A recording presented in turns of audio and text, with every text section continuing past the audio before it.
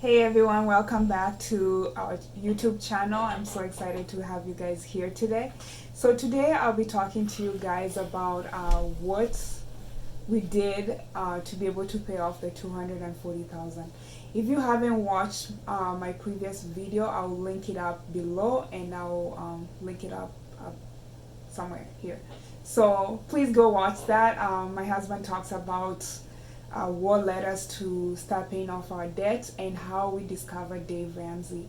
So in this video, I'll talk about how he introduced me to Dave Ramsey and how I felt about the whole budgeting throughout the last 27 months. So he introduced me to Dave Ramsey. Before that, I did not know anybody by the name of Dave Ramsey.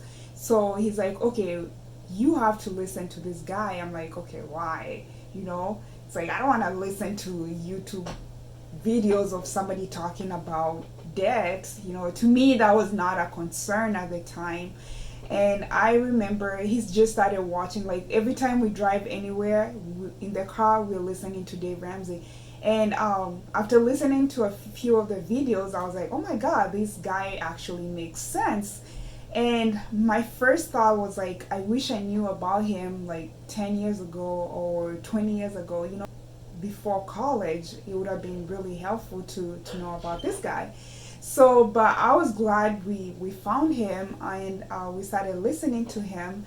And he bought the book, so he gave it to me, and I read the book, and everything made sense to me, and I didn't see why not.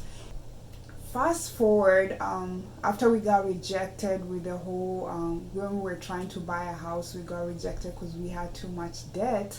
It made sense that we needed to pay off our debt before we can even purchase a home. And at the time, I was pregnant with our son. We needed to come up with a plan quick so that we can be able to be debt free soon enough. The first book I read about from Dave Ramsey was The Total Money Makeover. Every chapter made sense to me. There's no time I questioned his theory. So I was happy my husband found him, and I was ready. I was on board. I'm like, okay, let's get started. But let me tell you guys, when it came to the envelope and budgeting, that part, when reading about it, it makes sense. But when you're actually doing it, it's hard. It's hard for somebody. I don't use credit cards, but I do use my debit card a lot. Buying gas, groceries, anything. I love using my debit card. So going from using my debit card and having to carry cash around, and sometimes maybe I'm coming home from work and I want to stop somewhere and buy something, and I remember, oh my God, I did not carry cash for that. So my thought is like, okay, now do I really have to go home, pick up the cash, and come back and buy the things that I wanted to buy? It was really hard. And I remember, I'm not gonna lie to you guys and say it was just a walk in the park. No, it wasn't. We had a lot of disagreements, especially when it came to like, okay, his idea of like, okay, let's cut out this and this and that. And I'm like, okay, do we really need to cut this and that? Because we need all that. But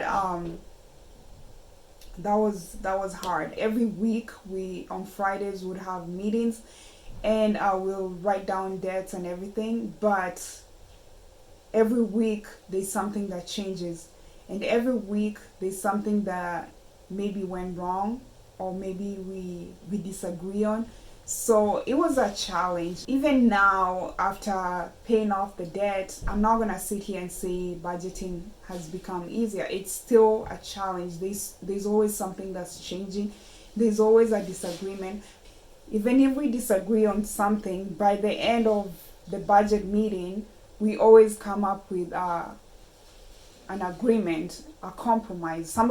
Obviously somebody has to compromise, not in a bad way, but in a way that, okay, if we are not able to purchase a particular thing right now, okay, we'll start saving a little bit to purchase it later. Babies are really expensive, And that's why you need a budget, so that you can be able to plan for all these things. When you're doing the baby step, the first step is to have an emergency fund of $1,000. But when you have a baby on the way, $1,000 is not really enough, because there's a time we were somewhere and we went to the emergency room and out of network, so the bill came back and it was $1,200 just for a quick visit. We had to up our emergency fund a little bit just because we were first time parents and we knew there's so many unknowns with babies. You cannot predict what's going to happen with a baby. So we had to factor that in every time we're doing budget. And babies grow really quick. Every week we had to budget for the baby funds, making sure that we had money set aside for him in case we need to buy him clothes, obviously diapers, and toys, and all the different things babies need. I'll make a separate video talking about the budget that we did for my son and some of the things that we did that were really helpful and are still helpful until now. We had to learn to say no. I know sometimes you have friends that are like, okay, let's take this trip, or let's go shopping and all that stuff. So we had to cut off a lot of that. Another thing that helped is my husband had to get a second job, and due to COVID, the hours, he had a second job before, but then the hours were cut short due to COVID, so he had to find a second job that was actually out of town. It was about 4 hours away, and so one week he would work in town for his job, and then a different week he will go out of town to work his other job. And I was busy with school and the baby, and also whenever he's home I would go to my job, which was a night shift job. So we knew it was a short sacrifice for a long-term goal of being debt free. So that's we stayed motivated because we knew why we were doing it, and we knew that soon enough we wouldn't have to do it forever. So that's what actually kept us motivated. For anybody out there that's paying off their debt right now, you just have to find a way to stay motivated. If you listen to Dave Ramsey, he talks about the changing your family tree. As an immigrant who moved here when I was little, I saw my parents struggling, and after listening to Dave Ramsey, and I'm like, okay, there is a possibility of me changing my family tree. We moved here as immigrants. Your parents tell you, your job is to go to school and have a good career. So it doesn't matter if you take student loans or scholarships or all these things, as long as you get your degree. So nobody ever tells you like, okay, yes, work hard and get your degree, but try doing it without student loans, because later on in life you'll suffer, because you'll be a slave to the lender. There will be somebody taking your money every month because they helped you through school. So nobody ever tells you that part. And after listening, obviously, to Dave Ramsey, he talks about that. And now it's like, okay, I don't want my son to ever take student loans. I don't want his kids to take student loans.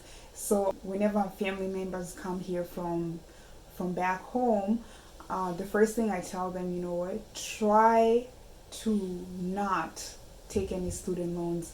Because at the end of the day, yeah, you'll have that degree, but at the same time, you're not going to enjoy the degree because you'll be stuck in debt. If you have debt, pay it off. Once you're done with school, the first thing you do is pay off your debt, because you'll never enjoy your money if you're in debt with somebody else. And I think it helps to be debt free. It really, it's a different life. now that we're debt free. And I love it.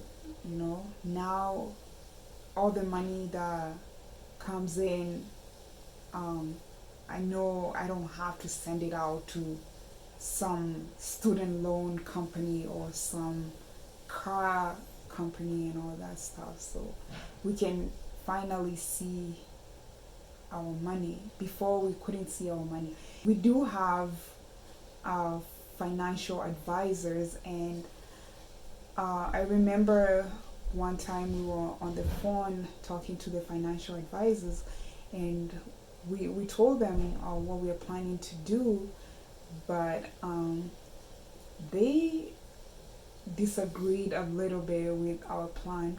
They thought instead of us putting on hold like the 401k and all that stuff, to them it made sense to still pay the 401k on top of paying off our debt. And also at the same time, they were talking about, at some point you should probably buy a house even if you still have the student debt. And me and my husband looked at each other and we're like, no, that's not gonna happen. We want to pay off all the student loans before we start saving to buy a house. So yeah, we met our every time we met people and told them our goal, there's always somebody who disagreed with our goal. But you know what? That did not change our mind at all. We knew what we wanted and we stuck to it.